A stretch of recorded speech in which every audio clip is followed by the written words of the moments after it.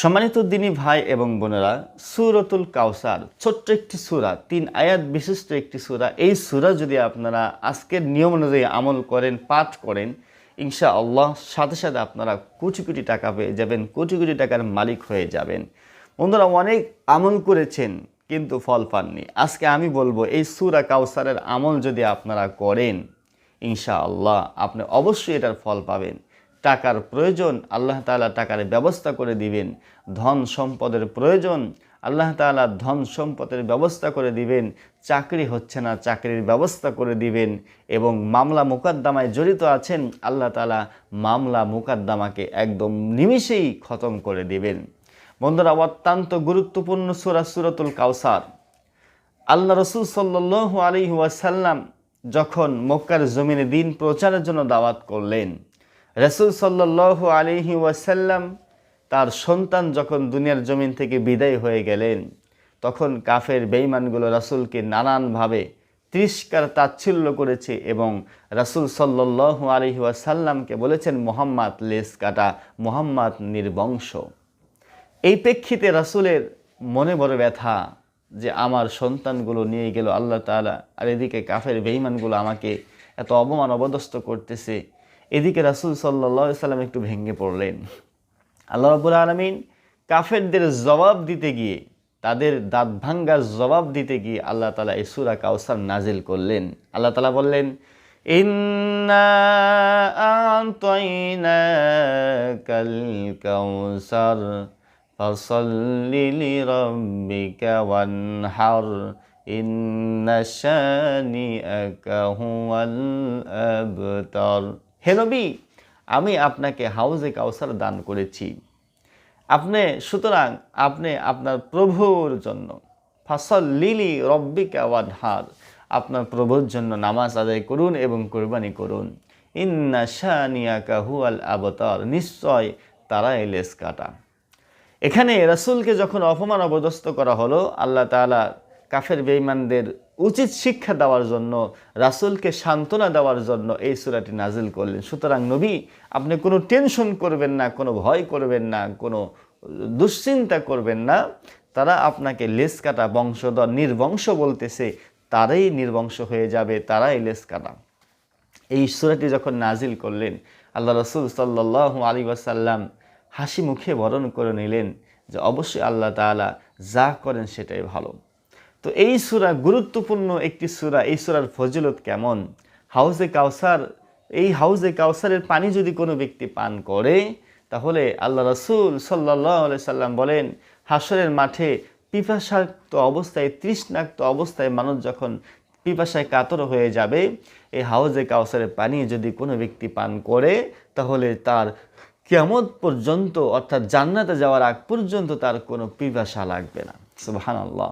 এই জন্য রাসূল সাল্লাল্লাহু আলাইহি সাল্লাম বলেন, যারা আমার সুন্নতকে অনুসরণ করবে, আমি তাদেরকে হাউজে কাউসারে পানি পান করাবো। সুবহানাল্লাহ।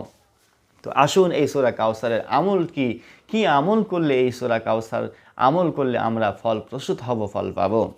যদি কোনো ব্যক্তি সূরা কাউসারের আমলটি করে, আজকে যেভাবে বলে দেব, তাহলে সে যা চাইবে সকল প্রকার মনের আশা পূরণ হবে ইনশাআল্লাহ তাআলা। প্রথম কথা হচ্ছে, উত্তম রূপে ওযু করে আপনি 2 রাকাত নফল নামাজ আদায় করে নেবেন। 2 রাকাত নফল নামাজ আদায় করে সেই জায়গায় বসে, জায়নামাজে বসে আপনি সূরা কাউসার পাঠ করবেন। আমি আবারও সহি শুদ্ধভাবে তেলাওয়াত করে শোনাচ্ছি, আপনারা সহি শুদ্ধভাবে শুনে নেবেন এইভাবে। আউযু বিল্লাহি মিনাশ শাইতানির রাজীম। বিসমিল্লাহির রহমানির রহিম। ইন্না আ'তাইনাকাল কাউসার ফাসাল্লি লিরাব্বিকা ওয়ানহার ইন্না শানিআকা হুয়াল আবতার। এভাবে আপনারা সহি শুদ্ধভাবে সূরা কাউসার আউযু বিল্লাহ বিসমিল্লাহ সহকারে পাঠ করবেন 101 বার। 101 বার বিসমিল্লাহ সহকারে পাঠ করবেন।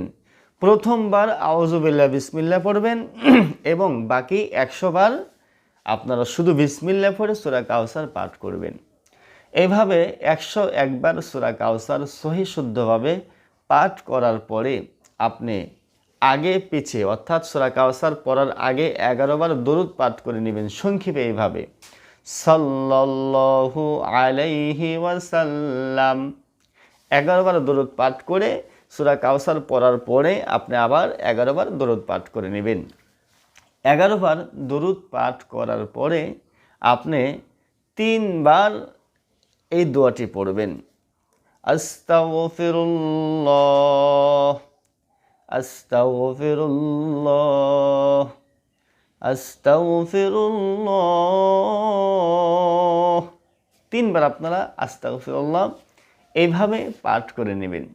এইভাবে পাঠ করার পরে এবার আপনি 2 থেকে 3টা মিনিট চক্ষুটা বন্ধ করে সারাদিন কি অন্যায় কাজ করেছেন কি ভালো কাজ করেছেন এগুলো আপনি একটু জাস্টিফাই করবেন। জাস্টিফাই করে মনে মনে আপনি নিয়ত করবেন, আমি যে অন্যায়গুলো করেছি সেগুলো আর করব না, যে নাফরমানিগুলো করেছি আর এগুলো করব না, ভালো কাজ করব।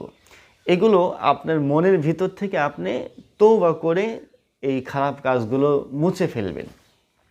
মুছে ফেলার পরে ভালো করে তওবা করে আপনি আল্লাহর দরবারে 2 হাত তুলে আপনি চাইবেন।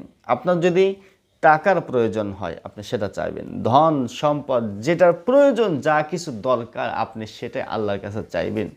এমনভাবে চাইবেন আপনার চোখের পানি যেন পড়ে যায়।